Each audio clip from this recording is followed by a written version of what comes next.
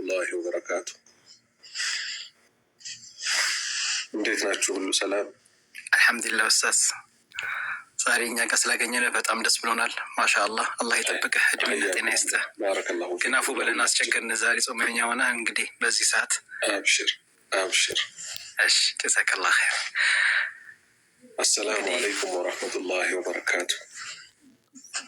ወአለይኩም ሰላም ወረሕመቱላሂ ወበረካቱ። ቢስሚላሂ ራሕማን ራሒም። አልሐምዱሊላሂ ረቢል ዓለሚን ወሰላቱ ወሰላሙ ዓላ ረሱሊላህ ወዓላ አሊሂ ወሰሕቢሂ አጅማዒን። ያው መቼም አርዕስቱ እንደሚጠቁመው ከሚዲያ ወደ ቀብር ይላል። ወላሂ ይሄን ከነፍሴ ጀምሮ ነው በቁጥር አንድነት እንድንመከርበት የምፈልገው። ምክንያቱም ወንድምና እህቶቼ በጣም መዘናጋት ውስጥ ገብተናል። በጣምም የምናሳዝን ሰዎች ሆነናል። ሚዲያ ላይ መላኢካዎች የሚሰራውን ስራ አይጽፉም የተባለ እስኪመስል ድረስ እርስት ታድርገ ነው። አሁን ቅርብ ጊዜ ልክ ስገባ የሆነ ላይቭ ብቅ አለ። አይታችሁ እንደሆነ ቲክቶክ ስትገቡ የሆነ ፔጅ ብቅ ያደርግባችኋል። ከዛ ልጅቷ የተለያዩ መነጽሮች ለብሳለች። አንዱ መነጽር ባዶ ነው። አንዱ እንግዲህ ሙድ የያዘች ነው ሚዲያ ላይ ማለት ነው። እና የሆነ ዕቃ እየሸጠች ነው። ከዛ በኋላ ልክ ስገባ የኔን ስም አየችው መሰለኝ፣ ሳዳት ከማል ይላል። የደነገጠችው ድንጋጤ ምን ነው ለዓለማቱ ጌታ እንዲህ በተደነገጠ። አሁን የሚያሳዝነው ምንድን ነው? ኡስታዝ የተባለ ሰው መጥቶ የሆን ነገር ሲናገር ይፈራል። ኡስታዙ እኮ እንደኛ ሁላችንም እኮ ቀብር ገቢዎች ነን። መፍራት አላህን ነው። ያ ስራ ልክ እንዳልሆነ ካወቃችሁ ኡስታዞች ስለሆኑ ኡስታዝ ስላልሆነ አይደለም መሆን ያለበት። ወላሂ ሀቂቀተን ሰው 1 ሳምንት 2 ሳምንት ከሚዲያ ጠፋ ብሎ ለብቻው ቁጭ ብሎ ሂሳቡን ሲሰራና ቀብር እንደሚገባ ሲያቅ ይደነግጣል። ምን እየሰራሁን የነበረው ይላል። አሁን ግን እንደዛም እየተባለ አይደለም። አላህ ይዘንልንና ይገባል። ቤተሰቦቼ ሆይ እንዴት ናችሁ ይባላል። ከዛ ነፍስን በቀጥታ መሸጥ። ነቢዩ ሰለላሁ ዐለይሂ ወሰለም ምን አሉ? ሰውየው በጠዋቱ ያነጋል አሉ። ከዛስ ነፍሱን ከእሳት ነፃ የሚያወጣት አለ፣ ነፍሱን ደግሞ የሚያስበላት አለ አሉ። ሽያጭ ላይ ነን። በየቀኑ ነፍሳችንን እየሸጥናት ነው፣ ለገበያ ያቀርበናታል። አሁን ልብ ያላልነው ግን ምንድን ነው? ካልኩሌሽኑን አልሰራንም። እኔ ሁል ጊዜ እስከ ዛሬ ሊወጣልኝ ያልቻለው የዛሬ 2 ዓመት ከምናምን አላህ ይዘንለት አንድ ወንድም ሞቷል። ቲክቶክ ላይ የሚታወቅ የነበረ ዘፈን ይዘፍን ነበረ የመሳሰለው። አላህ ይተውለት፣ አላህ ይዘንለት፣ አላህ ቀብሩን ያስፋለት። ልክ እሱ ሲሞት ሰዎች ምን አሉ? አላህ ይዘንልንና አደራችሁም ሼር እንዳታደርጉት፣ ላይክ እንዳታደርጉት አሉ። ለምን? መጥፎ ስራ ስለሆነ፣ ቀብሩ ላይ ወንጀል እንዳይበዛበት ስለሚፈለግ። አያችሁ አይደለ? ግን መልካም ሰው ቢሆን ኖሮ ምን ይባል ነበር? ለቀብሩ እንዲሆንለት ታብታብ፣ ሼር እናንተ የምትጠቀሟቸውን ቃላቶች በጠቅላላ ሰብስክራይብ እናርገው፣ አካውንቱን እንዲህ እናርገው ይባልለት ነበረ። አሁን ግን እንደዛ አይደለም። አያችሁ፣ ስንሞት ነው የሚያስፈራው። ከሞት በፊት አላህ ምን አለ? ወተቁ የውመን አለ። ቀንን ፍሩ፣ ቀንን ፍሩ። ምን አይነትን ቀን ፍሩ? ቱርጃኡነ ፊሂ ኢለላህ፣ ወደ አላህ የምትመለሱበትን ቀን ፍሩ። ثم ትወፋ ኩሉ ነፍሲን፣ ከዛም እያንዳንዷ ነፍስ እኮ ትሞላለች፣ ትሰፈራለች። ቢማ አሚለት፣ እዚህ ምድር ላይ ሲሰሩ የነበረው በመዝገብ ተሞልቶ ይሰጣቸዋል። የአላህ ባሪያዎች ሆይ አሁን በተለይ ብዙዎች ሴት ናቸው ሚዲያ ላይ የሚጠቀሙ ማለት ነው። ብዙ ሴቶች አሉ። ቀብር ቦታ ሄዳችሁ አታውቁም። እኛ ወንዶች ግን እንንገራችሁ፣ ቤቷ ምን አይነት ጠባብ እንደሆነች። በጀርባ አታስተኛ፣ በግራ ጎን ደግሞ መተኛ ትፈልጉ ተብሎ ግልብጥ ቢባል ራሱ ወደ ግራ ጎን መዞር አይቻልም። በቀኝ ጎን ወስደን እናስተኛለን ሟችን፣ ወንድም ሆነ ሴት። ከዛ ዘንበል እንዳይል ራሱ ምን ይደረጋል? አፈር ያጎርሱትና በጎን በኩል ከዛ በኋላስ ብሎኬት ይደረደራል፣ ጭቃ ይመረግበታል። ተዘጋች በቃ ቤቷ። ነቢዩ ሰለላሁ ዐለይሂ ወሰለም ምን አሉ? እንደ ስራችሁ ቀብራችሁ ይሰፋላችኋል አሉ። እዚህ ምድር ላይ ጥሩ ሰዎች ከነበር ሰፊ ይሆናል ቀብሩ። ካልሆነስ ይህንን ነው መፍራት። ወላሂ ነቢዩ ሰለላሁ ዐለይሂ ወሰለም ጥፍጥና ቆራጭ የሆነውን ሞት አስታውሱ፣ አብዝታችሁ አውሱት ሲሉ እኔ ቆይ የእሳቸው ምክር ያልመከረን ማን ይመክረናል? ሀቂቀተን ሰዎች ሚዲያ ላይ ሲሰዳደቡ ታያላችሁ። ትላንት ወዳጅ ዛሬ ጠላት ሲሆኑ ታያላችሁ። ምንድን ነው ስትሉ በቃ የግልን ነፍስ ላላህ ብሎ መውደድ ላላህ ብሎ መጥላት እኮ ቀላል ነገር አይደለም። ትልቁ የኢማን ክፍል ነው። ሰውን ስንወድ ላላህ ብለን ስንጠላ ላላህ ብለን ነው ሊሆን የሚገባው። ሰዎች ዛሬ የሚቀሙትን ጫት አያፍሩ። ቲክቶክ ላይ አምጥተው ቀድተው ይለቁታል። ምንድን ነው ደግሞ ሲባል የኔ ቪዌ ምን ያህል ደረሰ ይባላል። ሱብሓነላህ። ሀታ መልካም ነገር እኮ የሰራ ሰው ደበቅ ይላል። ራሱ ምን ያደርጋል? ደበቅ ያደርጋል። እንዴት ሰው መጥፎ ስራውን አያችሁ፣ ይሄን ያህል ቪው እኮ አገኘሁኝ፣ ላይክ እኮ ይሄን ያህል ነው፣ ሰብስክራይበሮች እኮ ይሄን ያህል ናቸው፣ ኧረ አይባልም። ለነፍሳችን እንዘንላት። ነቢዩ ሰለላሁ ዐለይሂ ወሰለም ምን አሉ መሰላችሁ? ባጭሩ የቀብር ህይወት ምን እንደሚመስል የመጨመሪያ ግን ጉዟችን ወዴት እንደሆነች ሲል አስታውሳችሁ። አማኝ ሊሞት ሲል አሉ ፊት ለፊቱ ከጀነት ጭፍራ የሆኑ መላእክቶች ይመጣሉ። የጀነት ከፈን ይዘው ሐኑጥ የሚባል ሽቶ የተነፋ ከፈን ይዘው አሉ። መለኩል መውት እጁ ላይ ብዙ አያቆያትም። የአየቱሃ ነፍሱ አጠይባ፣ አንቺ ያማርሽ ነፍስ ሆይ እኽሩጂ ውጪ ኢላ መግፊረት ሚነላህ፣ ወደ አላህ ውዴታ፣ ወሪድዋን፣ ወደ እሱም ውዴታ ውጪ ትባላለች። መለኩል መውት ያወጣታል። እጁ ላይ አይተውለትም። እነማን? እነዛ ጭፍራ መላኢካዎች። ነቢዩ ሰለላሁ ዐለይሂ ወሰለም ምን አሉ? በዚህ ምድር ላይ አሉ ከሚባሉ ውድ ሽታዎች ውስጥ የሰውየው ነፍስ ከአካላቱ ላይ ስትወጣ ልዩ የሆነ ሽታ ይወጣል አሉ። ከዛስ ሱብሓነላህ ምን ይደረጋል? ወደ መጀመሪያው ሰማይ ይዘውት ሊያርጉ ሲወጡ የእያንዳንዱ ሰማይ ጠባቂዎች ምን ይላሉ? ጌታችን ሆይ በእኛ በኩል አሳልፈው፣ በእኛ በኩል አሳልፈው ይላሉ። ማንን? የአማኝን ነፍስ ማለት ነው። 7 ሰማይ ይከፈትላቸዋል። የአንደኛው ሰማይ የቅርብ ባለመዋል ልዩ ልዩ የሚባሉት መላእክቶች እስከሚቀጥለው ሰማይ ድረስ ይሸኙታል። ይህን የአማኝ ነፍስ 7 ሰማይ አቋርጦ ከሄደ በኋላ ነቢዩ ሰለላሁ ዐለይሂ ወሰለም ምን አሉ? አላህ ምን ይላል? ከእሷ ፈጠርኳቸው ይላል። ከምን? ከአፈር። ወደ እሷም እመልሳቸዋለሁ። ወዴት? ወደ አፈር። ከእሷም እቀሰቅሳቸዋለሁ ይላል። ከየት? ከአፈር። መልሱት ባሪያዬን ይላል። ነብሱ ትመለሳለች። ቤተሰብ ወስዶ ሬሳ ይቀብራል። ከዛ በኋላ 3 ጥያቄዎች ይጠየቃል። ጌታህ ማን ነው? ሃይማኖትህ ምንድን ነው? በእናንተ መካከል የተላከው መልእክተኛ ማን ይባላል? ሱብሓነላህ። ከዛ በኋላ ምን ይከሰታል? አላህ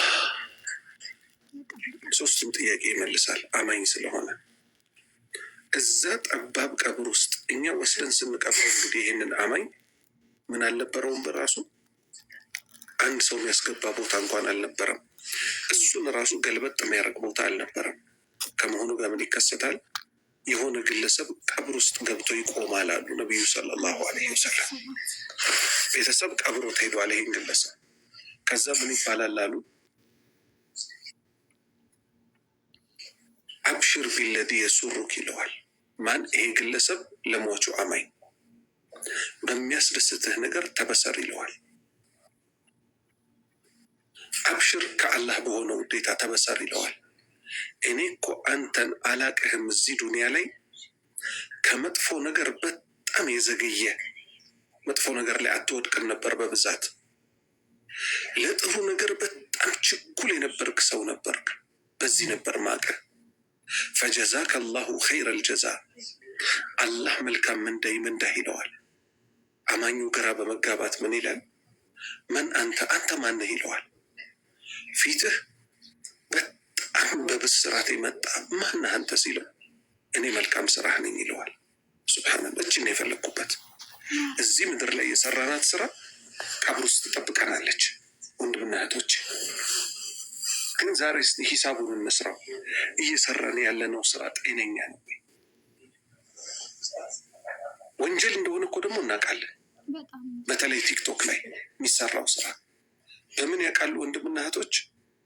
ወንጀል ካልሆነ አንድ ሰው ማንም ቢመጣ ባይመጣ አይሸማቀቅም። ወንጀል መሆኑን ግን የምታውቁት ምንድን ነው? የሆነ ሰው ሲያዩ ይጨናነቃሉ። አምሳያ ቢጤዎቻቸውን ሲያዩ ደግሞ ምንም አይመስላቸውም። አላህ የጠላውን ነገር ይለቃሉ። አላህ ምን ብሎ ሲያበቃ እኔ ጋር የምትገናኙበትን ቀን ፍሩ፣ ያላስተርጓሚ እኮ ከኔ ጋር ትገናኛላችሁ ብሎ ሲያበቃ ማለት ነው። ስለዚህ አላህ ባሪያዎች ሆይ ይሄ በተለይ ቀልድ ነው እየተባለ እነዚህ መንዙማ ባዮች፣ ነሺዳ ባዮች ወላሂ ነው ምላችሁ ይህን ነገር እንግዲህ በብዛት ስቃወም ይታያል። መቃወምበትም የራሴ ምክንያት አለኝ። ይህን ምክንያት እኔ አይደለሁም ያመጣሁት። ነቢዩ ሰለላሁ ዐለይሂ ወሰለም 23 ዓመት ሙሉ የለፉለት፣ እነ ኢብራሂም እሳት ላይ የተወረወሩበት፣ እነ ሙሳ ሊገደሉ ያሉበት፣ እነ ዒሳ ሁሉም መልክተኛ ኑህ 950 ዓመት የለፋበት ጉዳይ ስለሆነ እሱ ምንድነው? አንድ አላህን ብቻ አምልኩ፣ ከአላህ ውጭ ያሉን ራቁ። አሁን ይባል ይሆናል በብዛት ሽርክ ላይ የወደቁ ሰዎች ምን ያደርጋሉ? እኛ እኮ ነቢዩ ሙሐመድን ስለምንወዳቸው ነው ይላሉ። ክርስቲያኖች መቼ ዒሳን ይጠሉታልና? ዒሳን ስለወደዱት ነው አይደለም ያመለኩት? በጣም ወደዱት። ከዛ ምን አሉ? እሱ የአምላክ ልጅ እንጂ ሊሆን አይችልም አሉ። ዛሬም እኛ ጋር ሙስሊሞች ጋር ሲመጣ ለነቢዩ ሙሐመድ ሰለላሁ ዐለይሂ ወሰለም ያለን ክብርና ፍቅር በልኩ ካልሆነ የአላህን መብት አሳልፈን ለሳቸው ምንሰጣቸው ከሆነ ይሄ እስልምና አይደለም። ማንም ሊያቅ ይገባዋል። በቃ እኛ ነቢዩን ጠልተን አይደለም፣ ከነፍሳችን በላይ እንወዳቸዋለን። እኔ ልኖር ዘንድ እኔ ሰው ተብዬ ሳዳት እባል ዘንድ ሰው የሆንኩት ከአላህ በታች በማን ነው? በነቢዩ ሰለላሁ ዐለይሂ ወሰለም ነው። ለዚህ ደግሞ ማስረጃዬ ምንድን ነው? አላህ ራሱ ነገረኝ። ይሄ ማመልከው ጌታ መወደው ጌታ አነቢዩ እኔ የላኩት ነቢይ እኮ አውላ ቢልሙእሚኒነ ለአማኞች እኮ በላጭ ነው። ሚን አንፉሲሂም ከነብሳቸው በላይ እኮ ለነሱ ያስብላቸዋል አለ። ስለዚህ ከነብሴ በላይ ካልወደድኳቸው ለእኔ ከነብሴ በላይ የሚጨነቁልኝን ውድ ሰው እኔ ራሴንም አላቀው። ነገር ግን ዛሬ እሳቸው መውደድ በሚል ስም የአላህን መብት ቆርሰው ለማን ይሰጣሉ? ለነቢዩ ሙሐመድ ይሰጣሉ። ይህን የሚቃወማቸውን ሰው ደግሞ ውሃቢይ የመሳሰለው የሚል ስም ይሰጣሉ። ይሄ ሁሉ ምንድነው? ነገ ቂያማ ላይ ጥየቃ አለ። ምን ስናደርግ አያችሁን? ሰላት ስንሰግድ ሰለዋት አትወዱም ትሉናላችሁ፣ ግን ሰላት እንሰግዳለን። ሰላት ውስጥ ደግሞ ምን አለ? ሰለዋት አለ። አላሁመ ሰሊ አላ ሙሐመድ ወአላ አሊ ሙሐመድ ከማ ሰለይተ አላ ኢብራሂም። መውሊድ የሚሉ ሰዎች ግን ጫት እየቃሙ ሰላት የማይሰግዱ ሰዎችም አሉ። ይሄ የታወቀ ነገር ነው። ስለዚህ ሚዛን ተገለበጠ ማለት ነው። ነቢዩ ሙሐመድ ሰለላሁ ዐለይሂ ወሰለም በጣም እንወዳቸዋለን። አንድም ያላህ መብት አይገባቸው። እስቲ ልብ በሉ። አላሁመ ሰሊ አላ ሙሐመድ መገን ነቢይ ሁሉ ቀላቢ ይላሉ። ኢና ሊላሂ ወኢና ኢለይሂ ራጂዑን፣ ኢና ሊላሂ ወኢና ኢለይሂ ራጂዑን። ይህንንም ቲክቶክ ድረስ ይዘውት ይመጣሉ። በጣም የሚያጅበኝ ደግሞ ለዚህ ነገር ጥብቅና የሚቆሙ ሰዎች ደግሞ አሉ። ሰው እኮ ጥብቅና የሚቆምለትን ጉዳይ ሊያውቅ ይገባዋል። ለምንድን ነው እኔ ሲሪየስ ሆኜ ጥብቅና መቆም ያለብኝ፣ ከምንድን ነው መራቅ ያለብኝ የሚለውን አያውቁ። እኔ አንድ ልጅ ማስታውሰው ዶክተር ነው፣ በጣም የተማረ ስለሆነ አንተም ትንሽ ዱንያ ተምረሃል፣ ትንሽ ስለ እስልምና እስቲ ከአንተ ጋር ብታወያየው አሉኝ። መስለም ይፈልጋል ብለው እሺ አልኩኝ።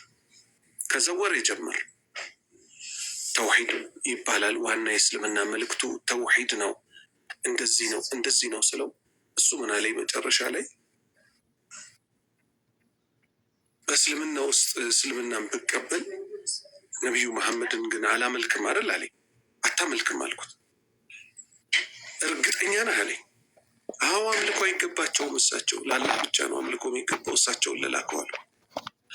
አሁን ተመልከቱ፣ ይሄ ክርስቲያን ምን ያህል ለመስለም ራሱ ከሙስሊሞች የሚያየው ምንድን ነው? በመንዙማ በነሽዳ ሁሌ መሐመድ መሐመድ ሲባል ነው የሚሰማው። መሐመድ እርሶ እንዲህ ያደርጋሉ እኮ፣ ለቸገረው ደግሞ እንደዚህ ያደርጋሉ፣ ቸገረኝ ብለህ አታውራ ወሬ፣ ጓዝህን ይዘህ ግባ ቃጥባሬ እንዳለ። ይሄ ባዕድ አምልኮ። የቸገረው ሰው አላህን ነው የሚለምነው ካለበት ሆኖ። የቃጥባሬን ሼክ የአብሬትን ሼክ አይለምንም። እና እንዴት ነው ቆራጥ ማን ሆነው በተውሂድ ላይ? ወላሂ በተውሂድ ላይ ሲሪየስ ያልሆነ ሰው ይጎዳል። ሁለት ሀገር ይጎዳል። ሁለት ሀገር ጥፋት ላይ ነው። ተውሂድ የሁሉ ነገር መሰረት ነው። ተውሂድን ያልያዘ ሰው ምንም ነገር የለው፣ እስልምና የለው። እንደገና ደግሞ አላህ ይምራንና ሚዲያ ላይ መጥተው የአላህን ስምና ባህሪያት ለራሱ ያጸደቀውን ደግሞ የሚቃወሙ ሰዎች አሉ። ልብ በሉ፣ አላህ በእኛ ጭንቅላት የምንቀርጸው ጌታ አይደለም። የነገረንን እንይዛለን፣ ያልነገረንን እኛ በራሳችን ተመራምረን ልንደርስበት አንችልም። ለምን? ጌታ አላሁ ስብሓነ ወተዓላም በምድር ላይ ያየ ስለሌለ ከቅያማ በፊት አይታይም የኛ ጌታ። ነቢዩ ሰለላሁ ዐለይሂ ወሰለም ሂጃቡሁ ኑር አሉ። እሱ እኮ በግርዶ ተጋርዷል አሉ። መቼ ነው የሚታየው? አላህ ከሚያዩት ያደርገን፣ የቅያማ ቀን ነው።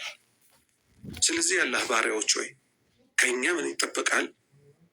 ሲሪየስሊ ጉዳዮችን አጥንተን በእውቀት መያዝ ይገባል።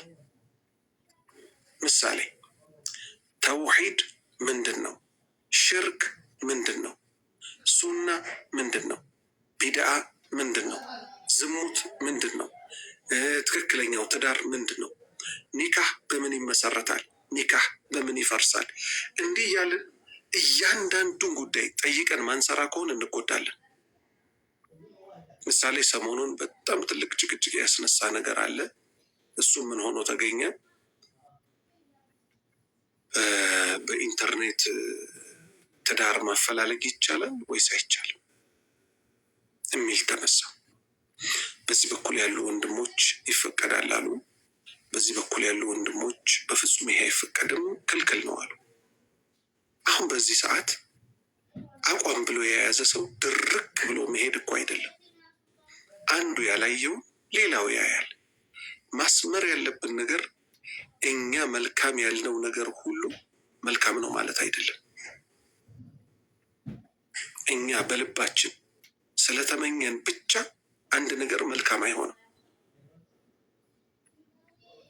ጉዳቶች ይዞ ሊመጣ ይችላል። ዛሬ ለምሳሌ ቀላል ነገር ልንገራችሁ። አርቲፊሻል ኢንቴሊጀንስ የሚባል አለ። ለሱ ጽሁፍ ጽፋችሁ ትልኩለታላችሁ። እሱ በድምፅ አንብቦ ሰው አስመስሎ ሰው ነው የሚያነባው የሚመስላችሁ፣ ማሽን ነው የሚያነባው።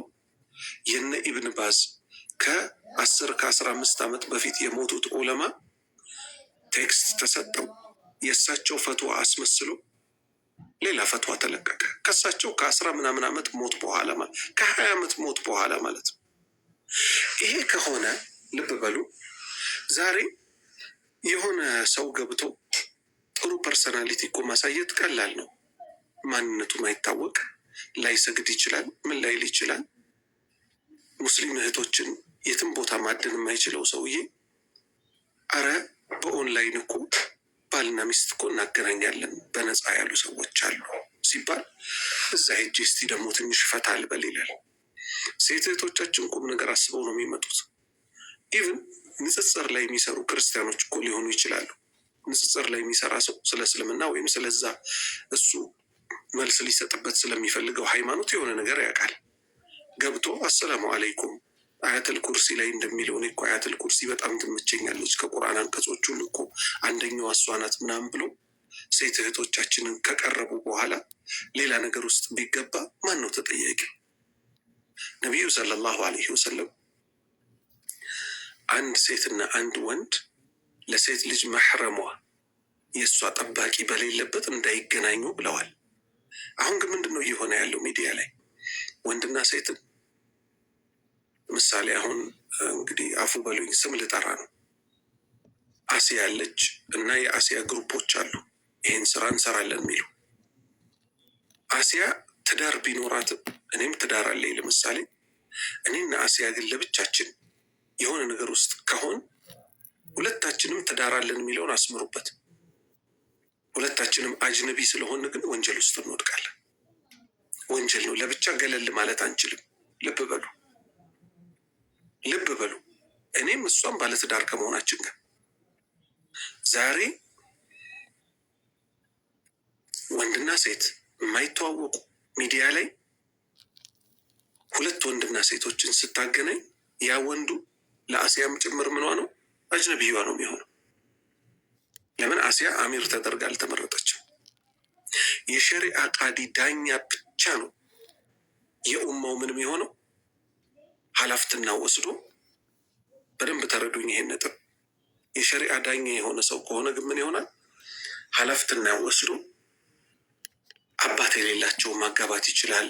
አዲስ ሰለምቴዎችን ማጋባት ይችላል። ባሏ አልፈታ ብሎ በጣም የሚያስቸግራትን ሴት ማፋታት ይችላል። ሀከዛ ገብቷችኋል አይደለም? ከዛ ውጭ ሌላ ሰው ይሄንን ኃላፊነትና መውሰድ አይችልም። ለዛ ነው ቅድም ምን ያልኩት መልካም የተመኘ ሁሉ መልካምን ያገኛል ማለት አይደለም። ምን ሲባል ስለሰማሁ ነው። እናጋባ አልን እንጂ ምን አዲስ ነገር አመጣን? ይሄን እንዴት ይከለከላል የሚሉ ወንድምና እህቶች ስላሉ ማለት ነው። ሁለተኛ ይኸው ሚዲያ ላይ አንድ ወንድም እኔ በስምም አላውቀውም፣ ከዚህ በፊትም በአካል ተገናኝተን አናውቅም። ጉዳዩን ሳናጣራ ማውራት የለብንም። ነገር ግን ሰዎች ደግሞ ማስረጃ አለን እያሉ ከአሲያ ጋር አብሯት ያለው ወንድ ማለት ነው ገንዘብ ጠይቀዋል፣ እንዲህ አድርጓል፣ ገንዘብ አምጡ ብለዋል፣ አባል ትሆናላችሁ። ምን አስፈለገ አባል መሆን? በነፃ አጋባለሁ ከተባለ በኋላ የዚህ ድርጅት አባል ለመሆን 100 ሺህ ብር አዋጡ ተብለናል ያሉ ሰዎች አሉ። ያው ማስረጃ ቢፈልግም ምንድነው ማስረጃ ቢፈልግም እንደ ሸሪዓ አይደል የምናወራው። ልጅቷ 100 ሺህ ብር ጠይቆኛል ብትልም ወይ ምስክር ወይ የድምፅ ፋይል ወይ የመሳሰለው ወይ ራሱ ካላመነ በቀር እውነት አድርጎታል ብሎ ደግሞ እሱን መውቀስ አይቻልም። ነገር ግን እንዲህ አይነት በአንዴ ጋጠ ወጥነትን የሚያስፋፋ የመሳሰሉት ጉዳዮች ካሉ የሰው ልጅ ቆም ብሎ ሊታቀብ ይገባዋል እና በትክክለኛው መንገድ ብቻ ነው ሊኬድ የሚገባው። ምድር ላይ አንዱ አንዱን ያጋባል። ለምን? ሰዎቹ ራሱ ስለሚታወቁ የልጅቷ ቤተሰብ ስላለ ማህረም ስላለ በዚህ መልክ መጋባት ይቻላል፣ ማጋባትም ይቻላል፣ ትልቅ አጅር ያስገኛል። ከዛ ውጭ ግን ያሉት መንገዶች በጠቅላላ ችግር ውስጥ ስለሚፈጥሩ ችግር ነው። ሌላ ለወንድሜ ሙባረክም ሆነ ለሌሎች ወንድሞች መምከር የምፈልገው ምክር አለ። እሱ ምንድን ነው? ኡስታዝ ዋሂድ መጥቷል እያሉ ነው፣ ግን እያየሁት አይደለም። ኢንሻላህ አስገባዋለሁ። ጥሩ ቀጥል ኡስታዝ፣ አፉ በለኝ። ጥሩ እሺ። ትላንት ለምሳሌ አሁን አንተም ከአሲያ ጋር ጓደኛ ነበርክ። ጓደኛ ስትሆን ከዚህ በኋላ ላለውም ነው። እኛ በእስልምና አሁን የተቸገርነው ምንድን ነው? አቋም የሌላቸው ሰዎች በዝተው ነው። ሀቅ አንድ አቋም ነው ሊኖራት ነው የሚገባው። አሲያ ዛሬ አይደለም ማጥፋት የጀመረችው፣ ቆይታለች። በጥፋት ላይ ጥፋት፣ በጥፋት ላይ ጥፋት፣ በጥፋት ላይ ጥፋት። ግን ወይ ተመክራ ካልተመለሰች አሁን ነው እኮ በአንድነት ሰው ሁሉ ቆፍጠን ያለባት እንጂ አንድ አቋም ተይዞ አጥፊዎችን በአጥፊነታቸው መመከር ያለባቸውም እየመከሩ ምን ማድረግ ሀቅ የበላይ እንደሆነች ቀና ብላ ነው መሄድ ያለባት። ገስት ላይ የምትጋብዙትን ሰው እወቁ። ፈን ነው ዛሬ ትንሽ ፈታ ማለት እንፈልጋለን ይባላል። የሆነ ሰው ይጠራል። ሰዎች የተቋ ደረጃቸው ይለያያል። አላህም ባከበር ነው ልክ ነው የሚያከብረን እንጂ ዛሬ እገሌ ይመጣል እሱ እኮ በጣም ጨስ ያለ ነው፣ ፌመስ ነው። ግን አቂዳው ምንድን ነው ሲባል በጣም ከባድ አቂዳ ላይ ያለ በመንዙማ ሽርክ የሚጨፍር ነሺዳ ምናምን የሚል አመፅ የሚያስፋፉ ሴቶች፣ ወንዶች፣ ሴቶች ሚዲያ ላይ ከመጡ ይኸው እኔን እኮ ይኸው ስንት ዘመን ሙሉ ፊትህን ካላየሁት ብሎ ያስገደደኝ ሰው የለም። መልእክቱ ግን ይደርሳል። የሴት ደግሞ ሲሆን የሚታየው ፊት የባሰ ነው። ሴቶቹ በፊልተር ይወጣሉ። በፊልተር እኛ ፋራዎች አይደለንም፣ የከተማ ልጆች ነን። በተጨባጭ ፊታቸውም እንደሚመስል የኢትዮጵያዊ ሴቶች ያስታውቃሉ። በፊልተር ይወጣሉ። ሰው ፈተና ውስጥ ይጥላሉ። ወንጀል ያስፋፋሉ። እንዲህ አይነት ሰዎችን እንዴት ነው የምትጋብዙት ወንድሞች? ሚዲያውንስ እንዴት ነው ለሀቅ የበላይ መሆኛ ማንጠቀመው? ስለዚህ ከዚህ በኋላ ትልቅ እርማት ያስፈልጋል። አላህ ሊፈራ ይገባል። ሀቅ ብቻን የበላይ እስኪሆን ድረስ ተከታታይ ትምህርቶችን ልትከታተሉ ይገባል። ሐዲስ ማወቅ አለባችሁ። ከቁርአን ተፍሲር በመጠኑ ማወቅ አለባችሁ። ከአቂዳ ኪታቦች ከስር ጀምሮ መቀራት አለባቸው። ዛሬ እኮ በድፍረት ሰዎች ቲክቶክ ላይ መጥተው ክርስቲያኖች፣ አሁን እኛ የምንለያቸው ክርስቲያኖች አንድም ሶስትም ነው የሚል የስላሴ እምነት ስለሚያምኑ ነው አይደለ? የእነሱን ክህደት ብለን ስናበቃ በሙስሊም ስም ግን ጥምጣም ጠምጥመው ቲክቶክ ላይ ቪዲዮ የተለቀቀላቸው ሰዎች አሉ። ሰውየው ምን ይላል? እቅምቅምና መርቀን ስል አለ። እቅምቅምና መርቀን ስል አላህ ያርገው የሚለውን እቶና አድርጌዋለሁ እላለሁ አለ። አላሁ አክበር። ምክንያቱም አለ ዋሪሶች ነን፣ ወራሾች ነን አለ። ሲሶ ተሰጥተናል አለ። ሲሶ ማለት ምን ማለት ነው? 1/3 ማለት ነው። ከአላህ ስልጣን 1/3 የኛ ነው። አላህ ያርገው የሚለውን እቶና ቃም ቃም ቃም አድርጌ ስመረቅን ይሁን እላለሁ፣ ሆኖ አገኘዋለሁ አለ። ይሄ ቲክቶክ ላይ ተለቋል። የሽርክ ሰዎች ሌት ተቀን ሴት አይቀራቸው ወንድ አይቀራቸው ሪአክት እያደረጉ ጭራሽ ምን እስኪባል ድረስ ወንድሞቻችን ዳዕዋ አድርገው የሚያሰልሟቸውን ወንድምና እህቶቻችን አዳዲሶቹን ምን ለውጥ አለው? ከጣዖት አምልኮ ወደ ጣዖት አምልኮ ነው የመጡት፣ አልሰለሙም እስከመባል ድረስ እዚሁ ቲክቶክ ላይ ነው የሚባለው። ቢያንስ ሼር በመደራረግ እንኳን የሚለቀቁ ሀቆችን ላይክ በማድረግ ሼር በማድረግ ዳዕዋው ማሰራጨት እየተቻለ እኔ ሀቂቀተን ነገ ሞተን እንዳንጠየቅ ቅድም ስለ ቀብር አንስቻለሁ። ለዛች ለብቸኛ ቤታችን ብንሰራ በጣም ወሳኝ ነው ብዬ ገምታለሁ። ወንድሞች ስለመጡ መድረኩን እለቃለሁ። ባረከላሁ ፊኩም። ወንድማችን ወሂድ ለመጀመሪያ ጊዜ ነው እንግዲህ የሚሆነው። ሳገኘው ወላ በሚዲያ ወላ በምን አግኝቸው ማቅ አይመስለኝም። አሰላሙ አለይኩም ወራህመቱላሂ ወበረካቱ ብያለሁ።